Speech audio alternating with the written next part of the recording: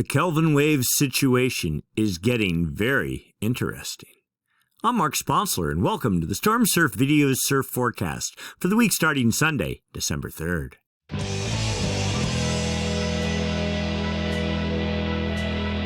Stormsurf, waves, weather, buoys, altimetry, snow, temperatures, El Nino, weather analysis, essential data for outdoor people, all the time.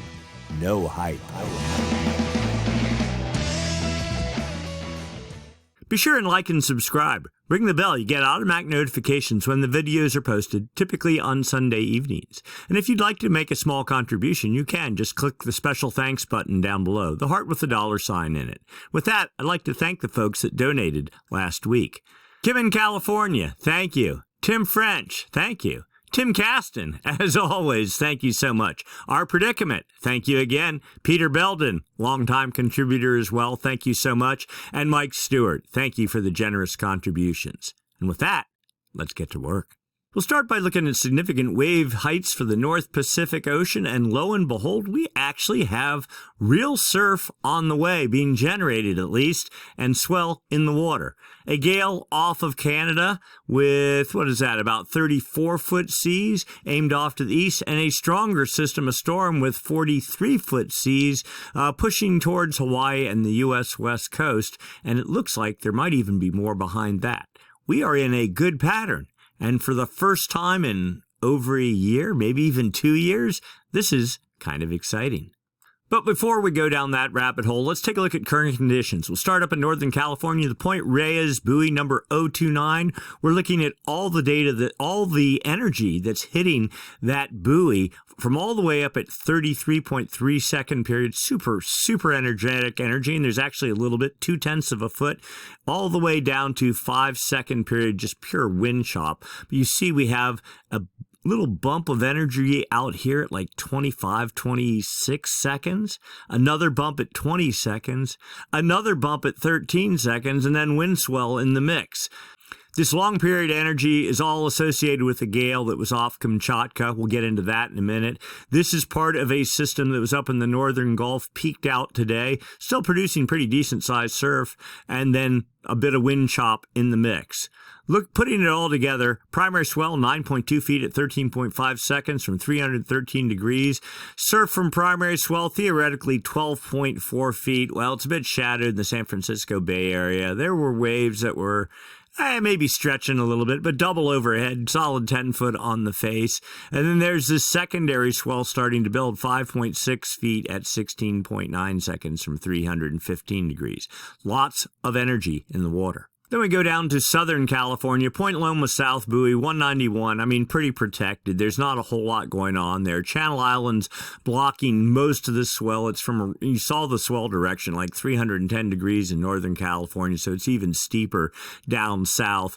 But you can see the same sort of profile, a little bump of energy at 23 seconds, another little bit at 18, and a bunch of intermix swell in there. You put it all together, primary swell 1.8 feet at 13 seconds from 264 degrees. And that puts surf at about thigh to waist high, something like that. I didn't really get a chance to check the surf. I was surfing myself, but I assume that's fairly accurate. And then go over to Hawaii, North Shore of Oahu, Waimea Bay, number 106. We see a bit of energy at 18 seconds, more energy at 14 to 15 seconds. All this Kamchatka swell energy, pretty energetic from that. Primary swell, 5.5 feet at 14.8 seconds from 319 degrees. That would put surf at 8.2 feet. Hawaiian, that's probably about what it is. There's definitely, triple overhead sets at top spots on the peak with nice groomed offshore conditions. Also down here, you can sort of see this goes back to when? The evening of December 1st, so it gives you about three and a half days worth of the calculated swell height. So you can just sort of see the trend when you use these buoys and look at this graph. You can see whether the surf is coming up or down at your particular location. You know whether you're paddling out in the peak or whether it's past peak, or at least it'll give you a sense of whether it's still getting bigger and how careful you need to be. All right, so let's go back in time. We're going to Wednesday, the 29th of November. So what is that, about 4 or 5 days ago? Little gale started spinning up off the Kuril Islands here, Kamchatka. Put this in motion. You can see seas quickly build up to 41.6 feet right there. That's the highest seas, and here's the position of those seas.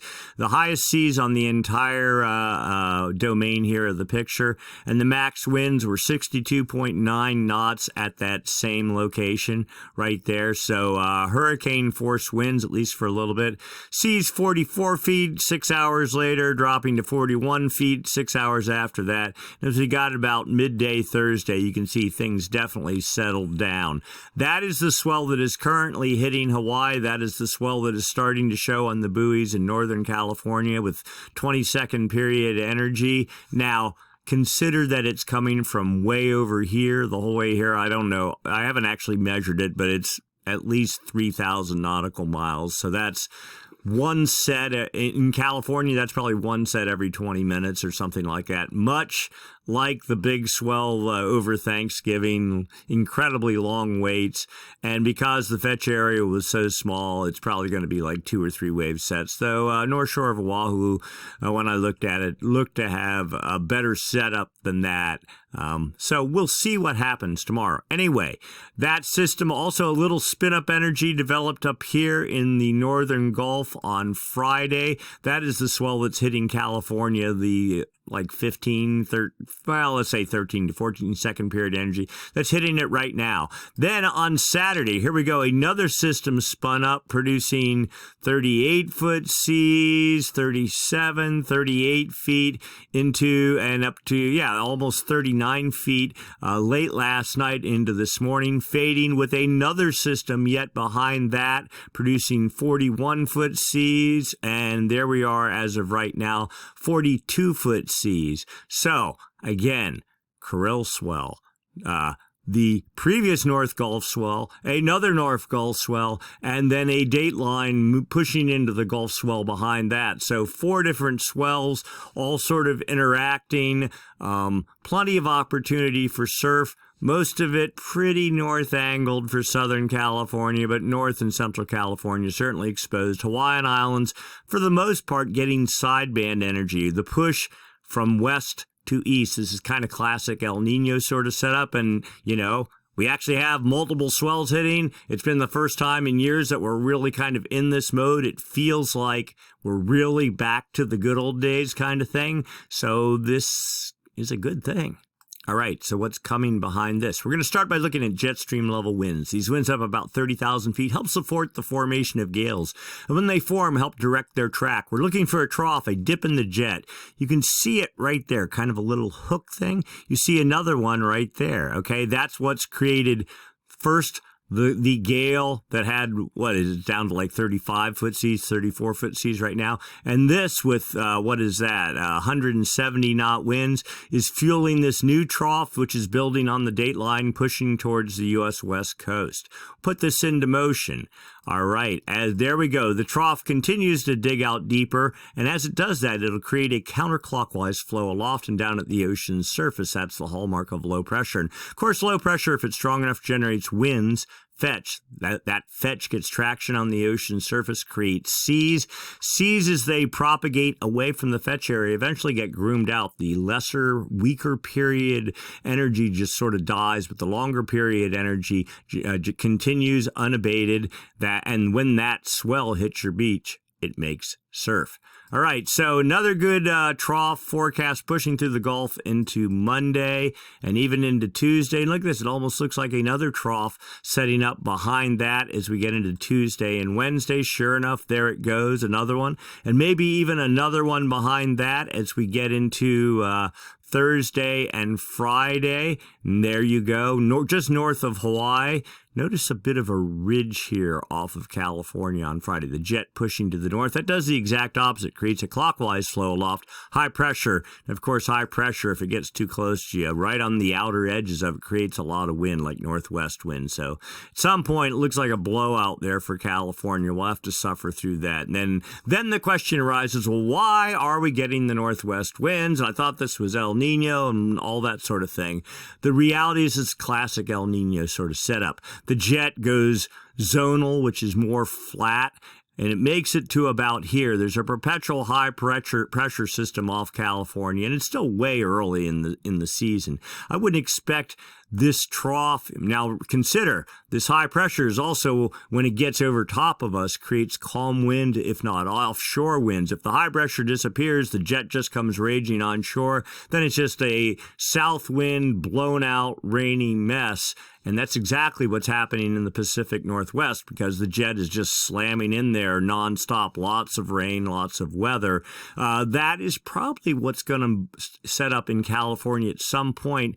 Thinking maybe more like somewhere around the end of Christmas, first week of January, something like that. So the point being, enjoy, even if you get a little bit of northwest winds for a couple days, enjoy the high pressure, because at some point, I suspect it's going to turn into a stormy mess in California. All right, and there we go, the end of the model run. The jet looking a little bit weaker, but my guess, that is short-lived, mainly attributable to the inactive phase of the MJO that I think is setting up right now, but that is going to be short-lived as well. All right, let's go down to the surface. Surface level pressure, surface level winds. What? The first gale, or whatever, actually it's what, the fourth in a series, pushing into the Canadian Maritimes. Storm here with 55, probably nearly 60 knot winds. We'll put that into motion. That continues into Sunday night, 50 knot winds north of Hawaii, just fully focused on the U.S. West Coast. Fading from there, notice the little bit of high pressure trying to get a foothold here as we get into, Tuesday. Not too bad. Gale starts fading in the Gulf. A little bit of something here, a little bit of something here as we get into Tuesday night. So we're into Wednesday. Here is a little bit of north wind for California. We'll get in that in a minute, but here we go. Two more gales setting up as we get into Thursday. First one looks like it has fetch aimed at Hawaii. There we go. Almost like northeast winds at Hawaii. Another gale, stronger, setting up again over the date line and falling south with 45 knot winds aimed directly at Hawaii from a good angle. Sideband energy for California. This is Saturday and Sunday. Then it too starts fading out, and who knows what's to come beyond, but certainly it appears we are in some sort of a pattern with just gale after gale after gale, and I can't say it enough times. I'm so happy that we're finally getting into that kind of a pattern. It's been a long run since having continuous swells to choose from.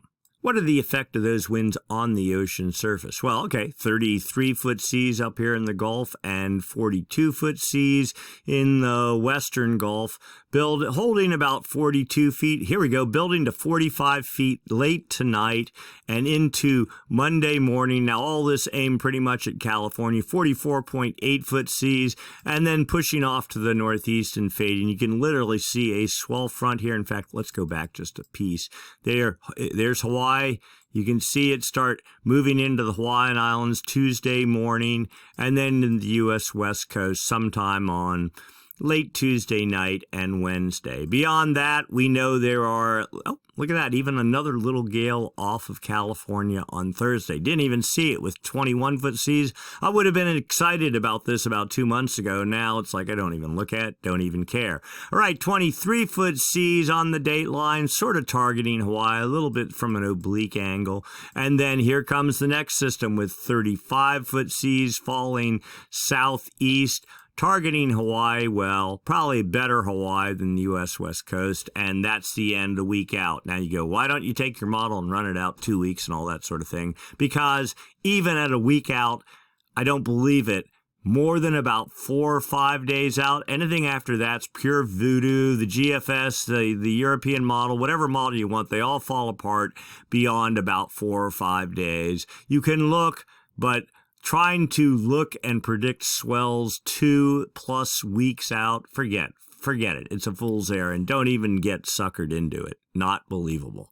All right, wind forecast. There's Hawaii there. There's California. We're on Sunday. It had basic trades at 10 knots for the Hawaiian Islands, and it was basically dead calm in Northern California all day today. Monday, pretty much the same situation. Point Conception getting some northwest winds there at 15 to 20 knots. Light trades for the Hawaiian Islands. You see the monster gale up here in the Gulf of Alaska. So we get into Tuesday, still light wind regime for California. Trades picking up at 15 knots for the Hawaiian Islands. Wednesday, looking like light northwest winds for California. There is a bit of a front here as we get into Wednesday morning. We'll see. And then you can see the beginnings of high pressure trying to set up off California trades. Still 15 knots for the Hawaiian Islands. Thursday, kind of looking like a blowout for everywhere, but maybe Cape Mendocino. Southeast sort of wind situation for Hawaii. Very nice, very favorable. And then Friday, high pressure in the northwest wind machine kicks up for California. 20 knots, maybe 25 knots off of Point Conception. Light wind almost, look at that. Looks like west winds for the Hawaiian Islands, just barely. Saturday, winds start backing off for California. Sort of a mixed pattern for the Hawaiian Islands. And then on Sunday, kind of a northwest wind pattern for California. Light winds for the Hawaiian Islands. How far? Let's see. We can go out there to Sunday night. And things mellowing out a bit then. And then the inevitable question, well, when is the snow going to start in California? I want to go skiing. Well, it's a bit early, high pressure. You kind of saw the setup. And I talked again, it takes the jet raging in. You can see where the focus is right here. Pacific Northwest with snow, lots of rain. It's a fire hose aimed right at them. As El Nino gets more of a grip on the atmosphere, the fire hose will start taking its aim further south. And probably by January, February, March, it's all just going to be aimed somewhere between, I don't know, we'll say the Point Arena down to Point Conception, something like that. We'll get more into how that might work out. Anyway, rain for Northern California Sunday and a little bit into Monday. Then you see the front right here pushing south as we get into Wednesday. That probably means south winds. Rain pushing briefly down to maybe Santa Cruz on Wednesday afternoon. A little bit of snow for the Sierra, mainly from Tahoe northward, and then it all dries up. Another little piece of something trying to hit into Cape Mendocino Thursday night, and then high pressure takes control. Again, the focus is the Pacific Northwest. Pretty normal for an El Nino year, and for any year this time of year. Do not despair. The snow forecast dashboard for Palisades, Tahoe, and we're just picking one spot randomly, which happens to be my favorite spot. But you see the little bit of snow.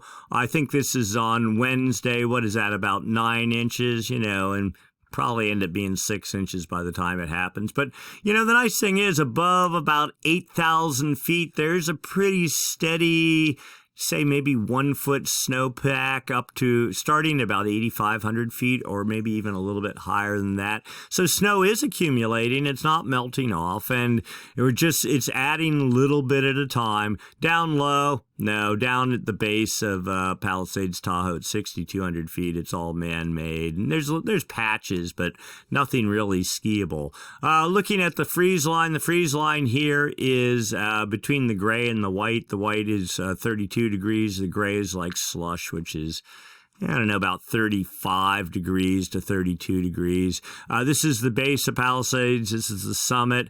You can see snow levels going way up on the 5th. So let's see, what's that? Tuesday, and then Wednesday they fall down below, just about to the base. And there is some precip supposed to happen in there. And then again, boom, right back up with a freeze level up at 12,000 feet a few days later. So still kind of a warm pattern, not unexpected. It is an El Nino year. You would expect things to be warmer than usual. Surf spot forecast. We'll just go real quick here. Northern California, Ocean Beach. You saw the pictures from a week ago. Large, solid, crunching.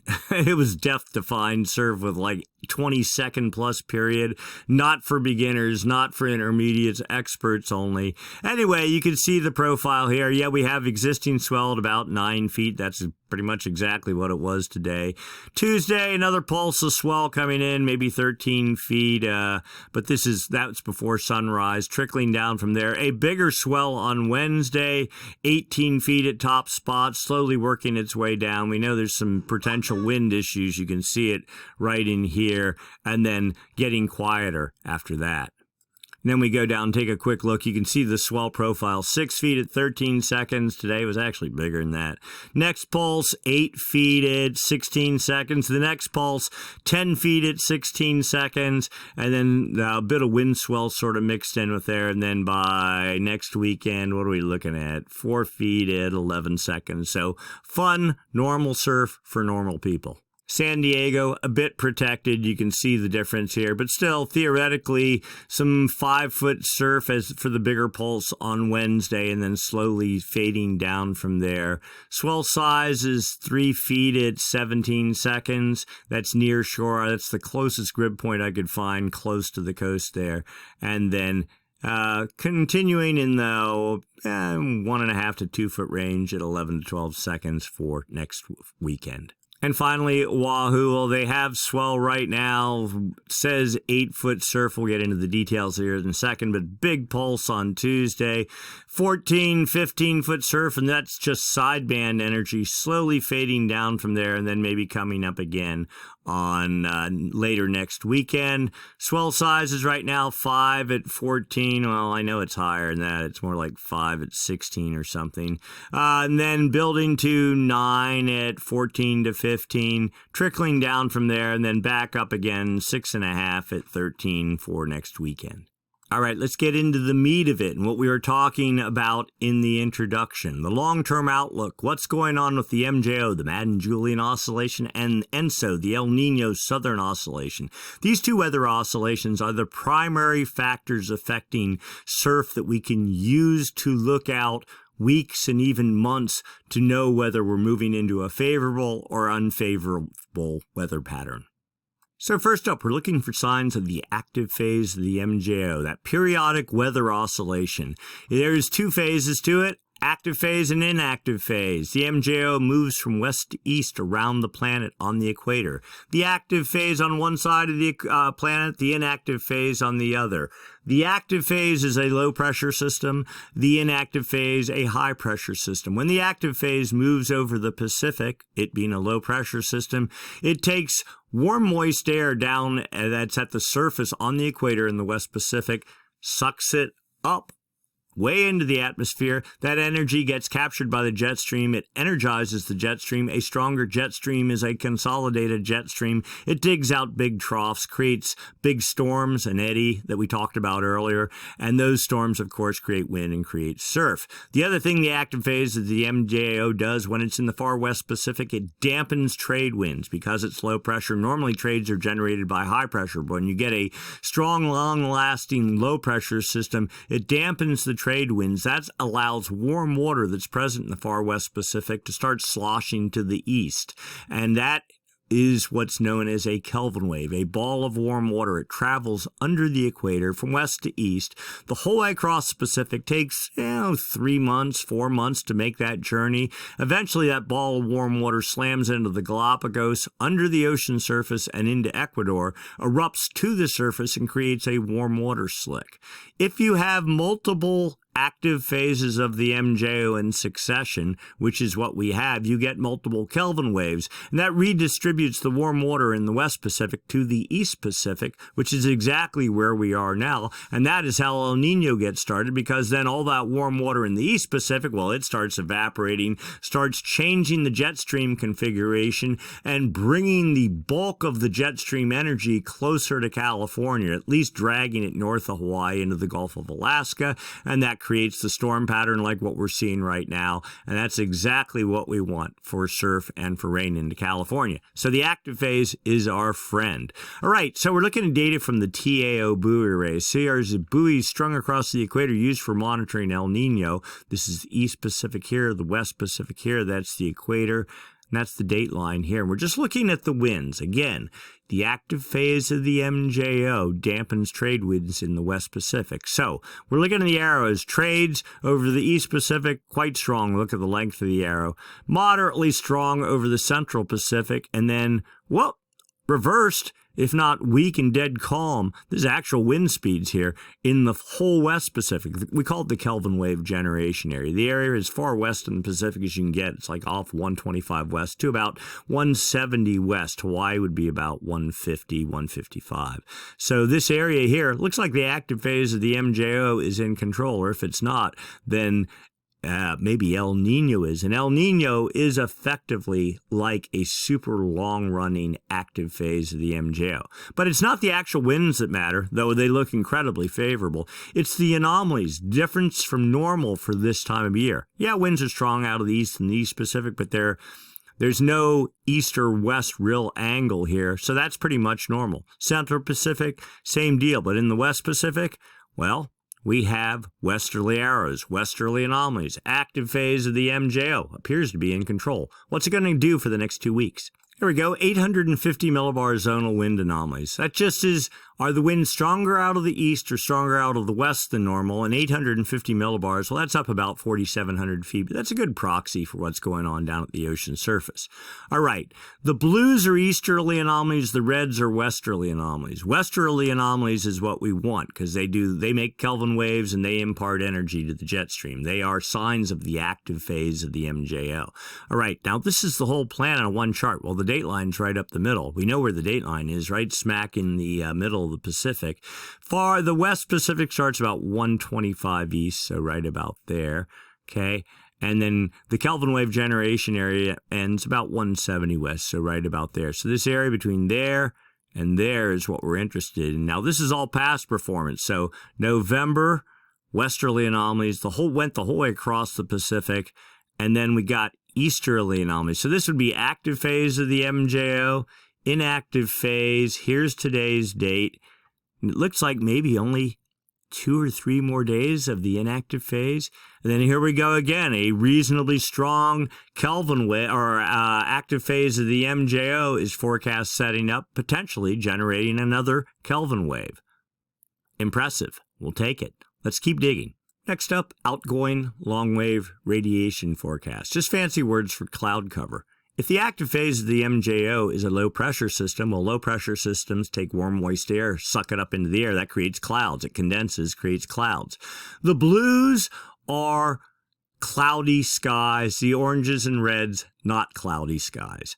Clear air. High pressure. So this would be the inactive phase. This would be the active phase. Let's get ourselves oriented. This is South America, Central America, Hawaii, New Guinea there, Australia, equator right about there, date line right there. The all-important Kelvin wave generation area right in here. That's what we're looking for. Looks like the inactive phase is in control today. This is the statistic model. And it will be, again, 5 days from now. But 10 days from now, active phase moving from the maritime continent into the West Pacific and continuing off to the east 15 days from now, basically 2 weeks. Now that's a statistic model. The dynamic model, saying pretty much exactly the same thing. Let's compare the last 2 panels. For modeling purposes, they're effectively the same. So it looks like we are moving out of the inactive phase and into the active phase of the MJO. And consider this. Think about the surf that we're getting right now when we're in the inactive phase, right? And we still have multiple storms in play. We've been in the inactive phase for almost 2 weeks now, and we're still getting surf, a lot of surf, and more coming. Wait till this active phase gets set up and it starts imparting more energy to the jet stream. Things might get quite spicy. All right, phase diagrams. This is just a drill down for the same 2 models, statistic model, dynamic model. How do you read these charts? Well, the MJO moves from west to east, from the Indian Ocean to the maritime continent, to the West Pacific, to the East Pacific, under the United States, across the Atlantic, over Africa, back to the Indian Ocean. You can see where it's been, let's see, this is probably November, right. And here we are, December. The dot is where the active phase is right now. The further away from this circle, the stronger it is. So you really want the dot to be like way out here. But this is a modest active phase getting ready to move over the maritime continent. According to the statistic model, moving into the West Pacific and 2 weeks from now. The dynamic model, the GFS model, has pretty much the same thing, weak and somewhere in the West Pacific. The upper level model, this just shows areas favorable for precipitation, the greens, wet air, the oranges, dry air. This is 8 different panels, 5 days a panel, South America, Central America, New Guinea there, equator there, dateline there. Now, this runs about a week or so ahead of what's going on down at the surface. Remember, I said this is up at the jet stream level. So wet air, this shows the active phase already over the Kelvin wave generation area, and then sliding out of it as we get to about mid-December. But the reality is it'll probably hold till sometime after Christmas. Then the inactive phase sets up for what would be at the surface probably late December through a good part of January. Oh, that says January 7th. Okay. And here comes the active phase again as we get into, what is that, January 12th. So maybe a week or two break and then back into it. And remember, the El Nino base state will be building. So this inactive phase probably won't even be noticeable. All right, so let's go out a little bit further. The CFS model, this time going out 1 month. This is past performance here. This is the forecast. You can already get a sense of what's coming. The reds are westerly anomalies, the active phase of the MJO. In fact, you can see MJO, solid black contour. The dotted contour would be inactive phase. So here we go. We're back in September. Westerly anomalies, one pocket. Another beginning of October. Another the end of October. We get into November. Another, there's the inactive phase. Here's a strong active phase. This is the one we just got through that has been, very prolific in terms of Kelvin wave production. We'll get into that in a minute. And then currently our inactive phase that we're in, and you see the easterly anomalies associated with it, going to go for maybe 3 or 4 days more, and then boom, right back into, at least according to this model, a very strong active phase of the MJO going the whole way through December. You think that isn't a big red bullseye for storm production? I'm looking forward to it.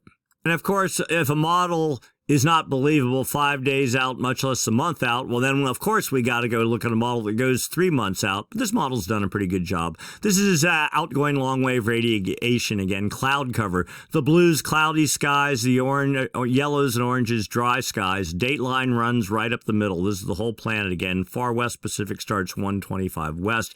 Here's what's been happening. Dry air over the maritime continent since August. Building. Here is wet air.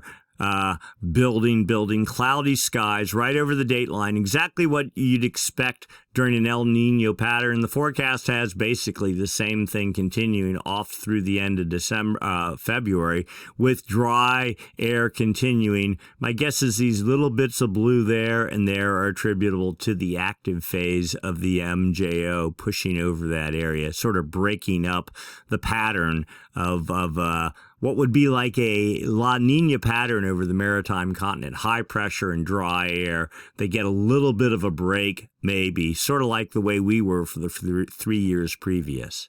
And then real quick, here's the outgoing long wave radiation actuals, not a forecast, and this is going back a year. Dateline's right in the middle. You can see dry air that was on the dateline all last winter with wet air over the maritime continent, the blues, and now we're switched. The wet air over the dateline right there, the dry air over the maritime continent. We're getting a little bit of a break right here, but we know the inactive phase of the MJO is setting up, and I'm betting as we get deeper in December, the expanse and the cover of these blues is only going to get bigger and keep building January and February and even into March.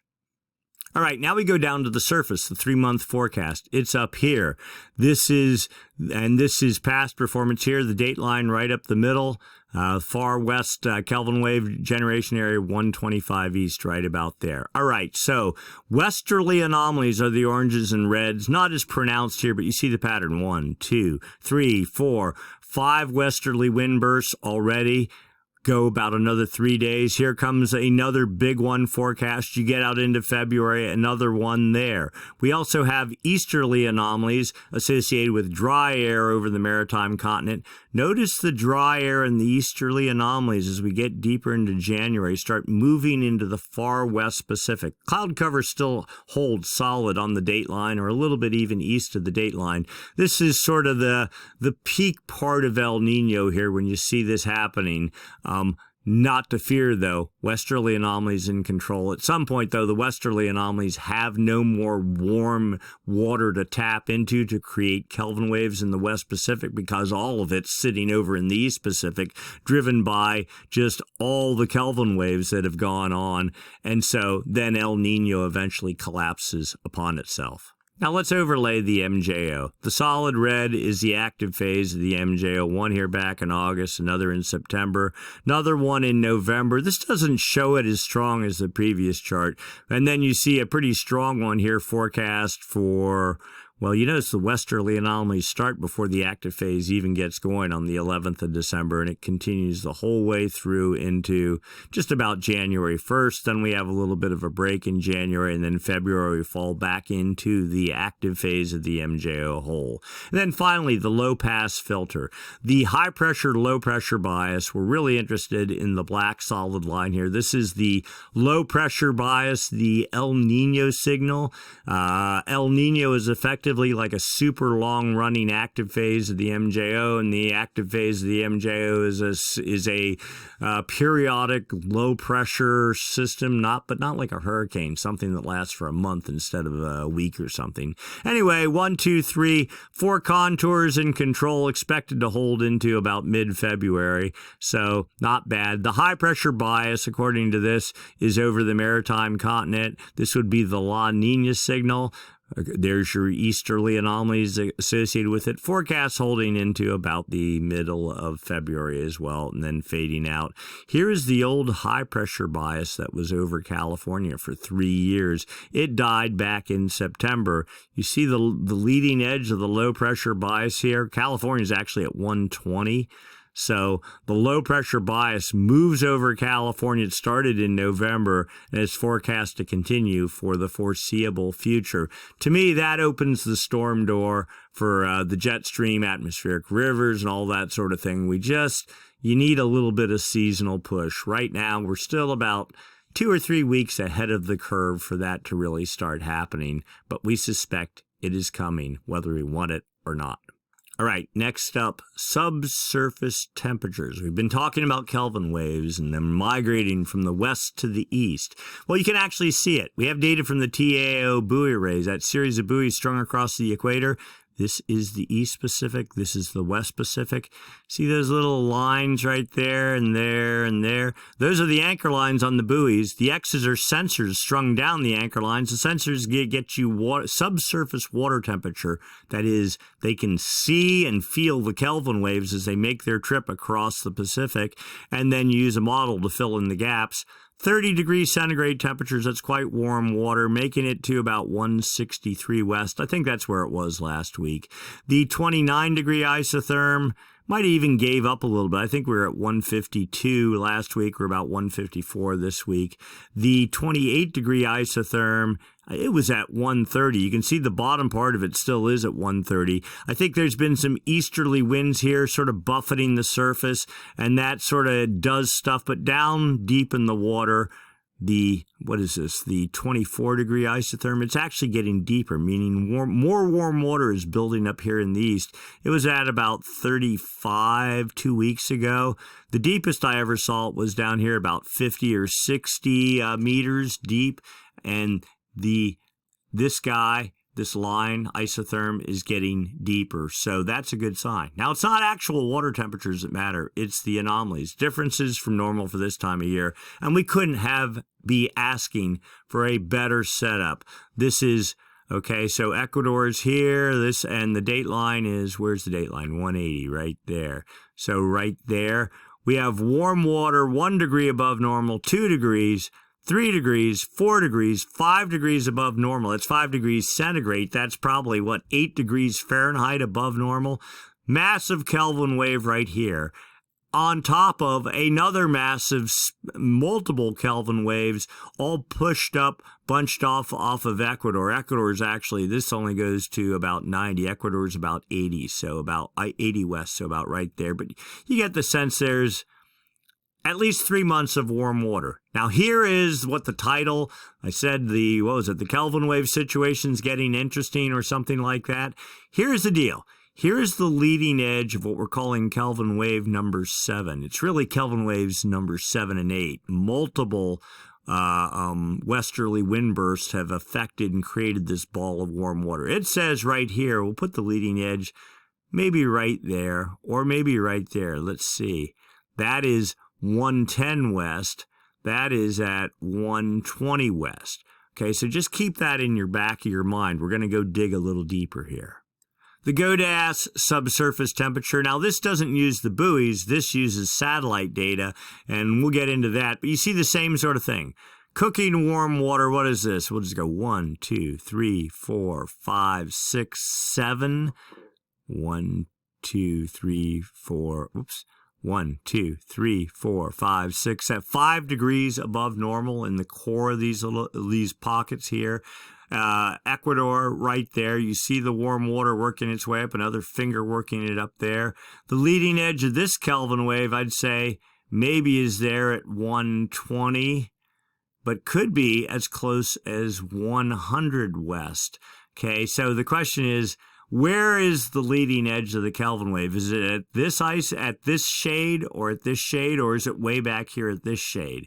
That's sort of the unknown rub, but either way, lots of warm water. If it's back here, this is probably 2 months away, but if it's here, that's maybe 3 or 4 weeks away, okay? And some El Niños have their peak in November and December, but there have been other significant El Niños that have their peaks in January. Just keep that in mind for right now. One more image. Sea level anomalies here from November 29th. This is Ecuador right here. There's the equator. There's the date line. So this is, you've heard us say it before, so I'm not going to get into all of it. Basically, it's the height of the ocean once you take out the wind waves, the swell, and the tide, and all that stuff. And what that means is if you have warm water at depth, it expands, it'll create a bump on the ocean surface. You can see this. There's the Galapagos.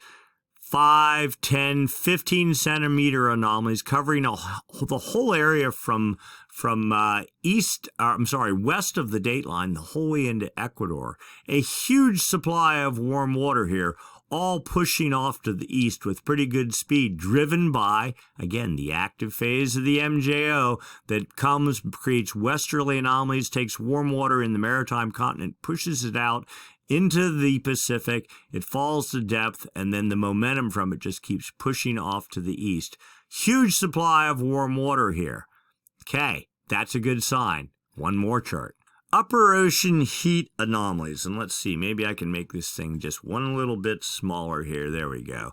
All right. And so down at the bottom here, we'll center that guy up. There we go. All right.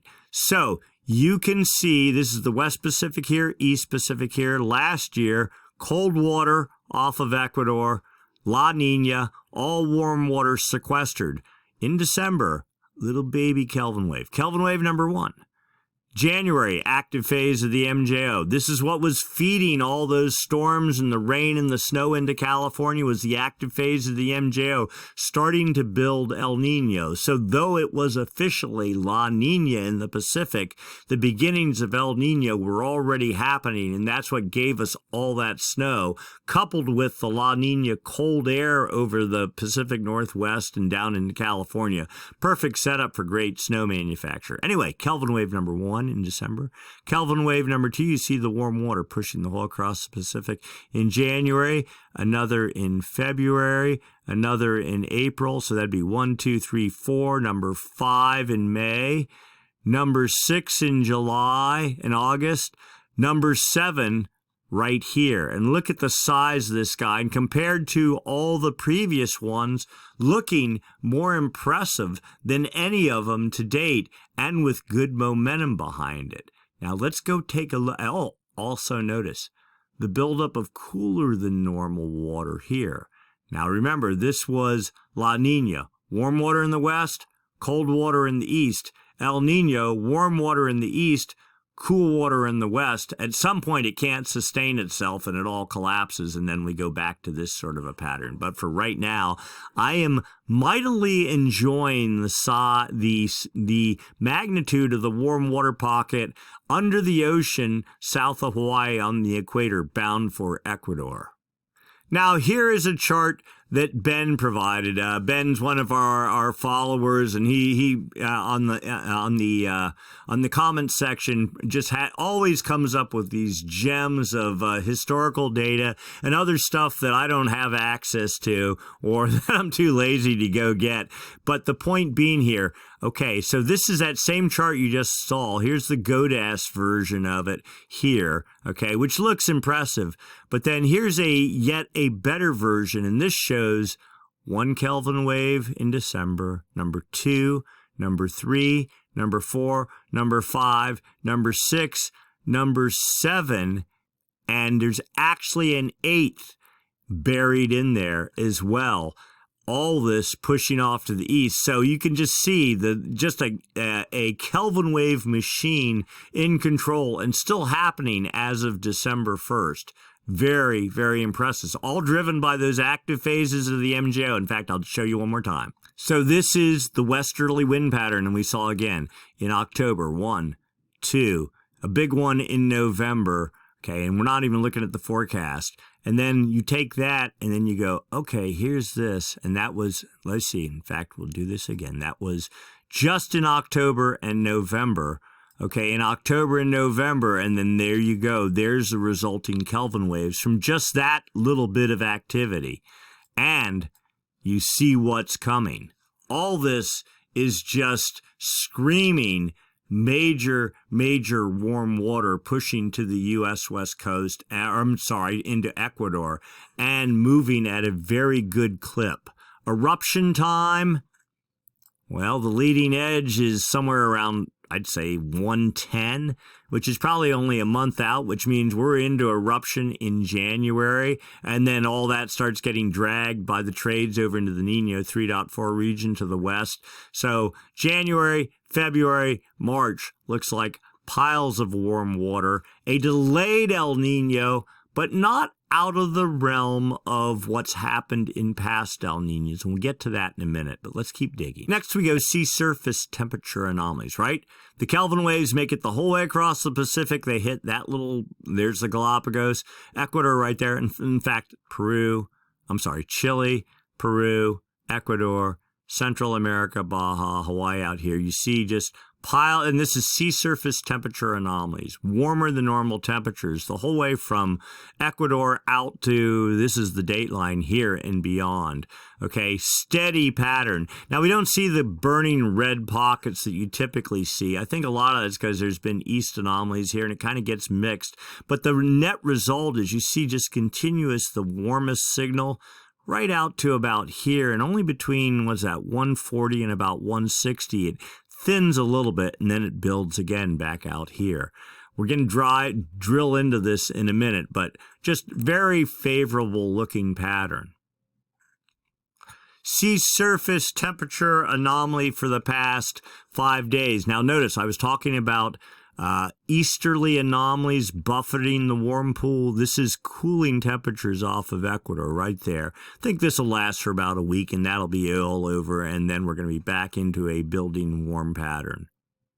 And then finally, the overview, and again, classic El Nino signal. I'm not even going to do the comparison because we do it every week, but it's kind of, this does not compare to 2015. So I'm hyping here, but I don't want to overhype. This doesn't compare to 2015. It doesn't compare to 97, even close, or 82, 83, but it's probably better than anything else since those. So not super El Nino status, but I'm couching that.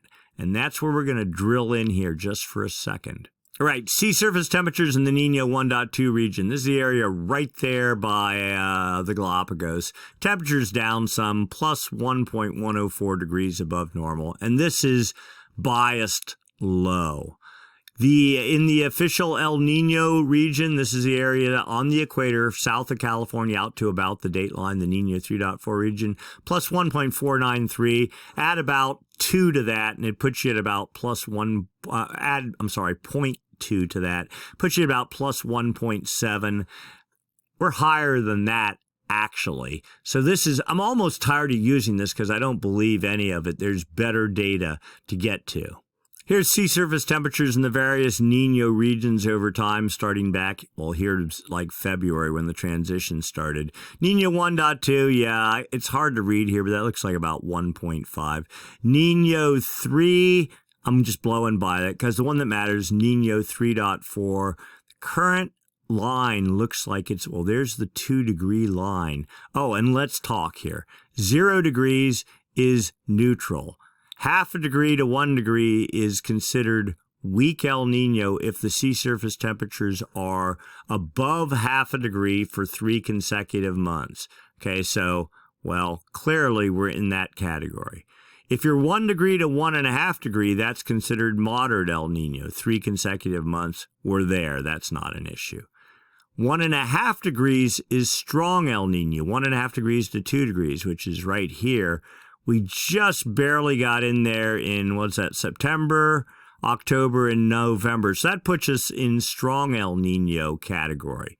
But where I'm really headed with this, 2 degrees and above is super El Nino. And you look here, and there's a really sketchy little chart to go, hey, wait, the line's at 2 degrees.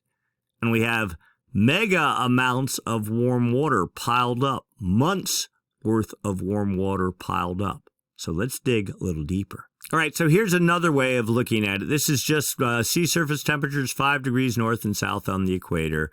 This is Ecuador here. Your date line is right about here. All right, so 1, 2, 3, 4 shades. 1, 2, 3, 4. 1.5 to 2 degrees. That would be your strong El Nino. 1, 2, 3, 4. So look at this. We have that covering the entire Nino region from 120 west to 180. This is the Nino 3.4 region. Okay, and it started, according to this, solidly in probably November. So all month of November, and it seems like a no-brainer that December and January are going to do that, if not February. But what's even more interesting is 1, 2, 3, 4, 5 degree shades. That's this shade of stuff here, not counting these dark oranger ones. 5 degrees, 1, 2, 3, 4, 5 is 2 to 2.5 degrees. That's super El Nino status. Well, as of right now, halfway through November, we had almost everything in that status other than this little block right here. And we know things are only going to get warmer. And this goes, I don't even know that this, I don't remember when this was updated. I think it's maybe the last week of November. So then we go look at the weekly data. Okay, this is Nino 1, 2, Nino 3, Nino 4, Nino 3, 4, and this is Nino 4. It's just these, so this is the actual temperatures. This is the departure from normal. And here are the weeks down here. So you can see 1.1, 1.2, 1.6. We sort of backed off to 1.5, 1.6 degrees above normal. That's strong El Nino. So we were in strong El Nino from August 23rd, so August to September to October to November. Strong El Nino category. But lo and behold, look what happened over Thanksgiving. Plus 2.1 right there. That's super El Nino status. Now, you're not super El Nino because you're there for 1 week. You got to be there for 3 months. But the point is, you take this, and then you take this, which shows you how much warm water is down below the surface, or this, if you like, which puts the leading edge of this next mega bunch of warm water somewhere like 3 or 4 weeks off.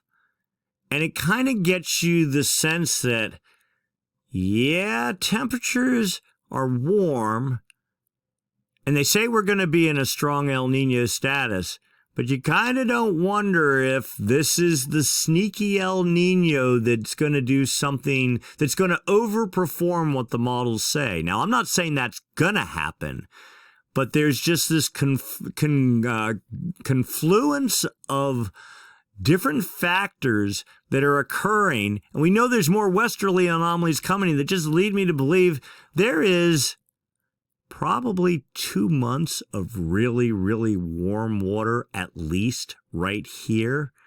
That could get us all of December, all of January in maybe 2-degree or better temperatures above normal. Just something to think about. And then finally, one thing. I've said El Niños typically peak like around Thanksgiving to Christmas, and that's normal. But let's go look at some super El Niños. 82, and I posted this before, and I had posted wrong data. Thank you, Ben, for catching that. The peak was in January. This is a full month at 2.32 degrees above normal in the Nino 3.4 region in 82. In 97, it was 2.48. Incredibly, 2009, 1.7. 2015, supposedly 2.71, besting all those, but it wasn't. 2023, in October, we're at 1.66. November, maybe we'll come in at 1.8 or 1.85. December is what I'm getting very interested in. And I'm very interested in, also notice, 82 didn't peak until January. I think for 2023, we're not going to peak until January either.